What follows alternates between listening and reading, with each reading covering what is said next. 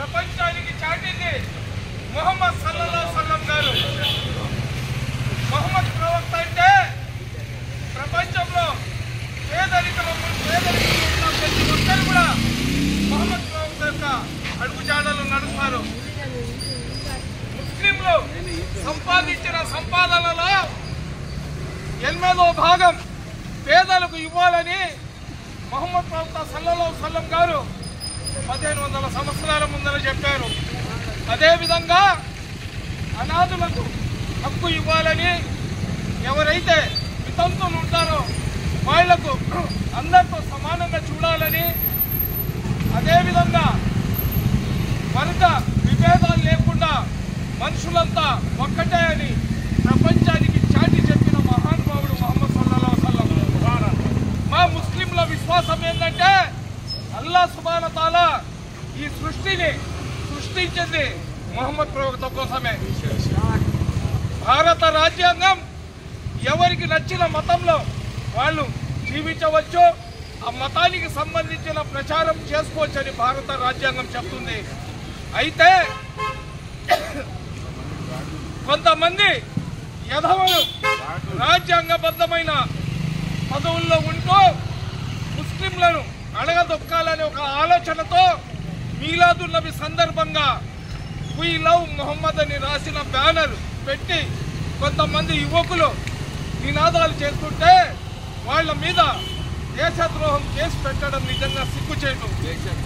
ఎవరైతే భారత రాజ్యాంగానికి వ్యతిరేకంగా భారతదేశ స్వాతంత్ర సమర పోరాటంలో 60% త్యాగాలు చేసిన ముస్లింల మీద వివక్షత చూపిస్తున్నారో ఆ రాష్ట్ర ముఖ్యమంత్రిని బర్తరఫ్ చెయ్యాలా. అతని జీవితంలో ఎన్నికల్లో నిలబడకుండా అతని మీద సుప్రీంకోర్టు ఒక చర్య తీసుకోవాలా. మేము ఒకటే చెప్తున్నాం, మొహమ్మద్ ప్రవక్త కన్నా మా ప్రాణం మాకు ఎక్కువ కాదు. మా ప్రవక్త కోసం మా ప్రాణాలైనా మేము త్యాగిస్తాం. ఎవరైతే మొహమ్మద్ ప్రవక్త యొక్క బ్యానర్ చూపించినందుకు అరెస్ట్ చేసినారో ఆ కుక్కలను, ఆ యధవలను చెప్తున్నాం, ముందు ఆ ఎఫ్ఐఆర్ని బర్తరఫ్ చేయాలా, ఆ ఎఫ్ఐఆర్ తొలగించాలా. ఏదైతే ఈ ఇష్యూ జరుగుతుందో ఇందులో ఆంధ్ర రాష్ట్ర ముఖ్యమంత్రి కూడా జోక్యం చేసుకోవాలా. ఎందుకంటే కేంద్ర ప్రభుత్వం ఈరోజు అధికారంలో ఉందంటే కేవలం చంద్రబాబు నాయుడు గారి భిక్ష. అదేవిధంగా చంద్రబాబు నాయుడు గారు ఆంధ్ర రాష్ట్రంలో ముఖ్యమంత్రి లాగా ఉన్నారంటే చంద్రబాబు నాయుడు గారికి ముస్లింలు పెట్టిన భిక్ష అన్న సంగతి మర్చిపోకూడదు. మేము ఒకటే చెప్తున్నాం, మళ్ళీ ఎవరైనా సరే మొహమ్మద్ ప్రవక్త పేరు ఎత్తిన వాళ్ళ మీద కేసులు పెట్టాలంటే వాళ్ళ వెన్నులో వణుకు పుట్టేటట్లు ఉండాలా. దేశవ్యాప్తంగా ఉన్న ముస్లింలు సెక్యులర్ సోదరులను కలుపుకొని గళం ఎత్తుతూ రోడ్ల మీదకు రావాలా. ఆ బిడ్డలను ఎఫ్ఐఆర్ రద్దు చేసి వాళ్లకు బేషరతుగా విడుదల చేయాలా. ఏ రాష్ట్రంలో అయితే ముస్లింల మీద కేసు పెట్టినారో ఆ రాష్ట్ర అసెంబ్లీని రద్దు చేయాలని చెప్పి కేంద్ర ప్రభుత్వానికి డిమాండ్ చేస్తున్నాం. మొహమ్మద్ ప్రవక్త సల్లల్లాహు అలైహి వసల్లం చూపించిన శాంతియుత మార్గంలో జీవిస్తున్న ముస్లింలకు మా సహనాన్ని పరీక్షించబాకండి. సహనం అనేది ఒక స్థాయి దాకా ఉంటుంది.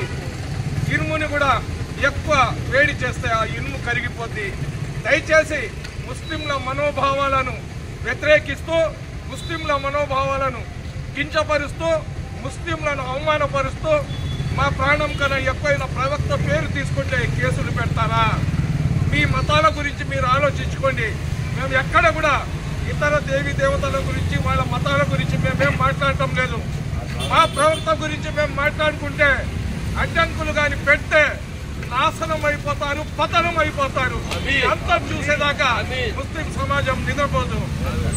నారే తక్బీర్.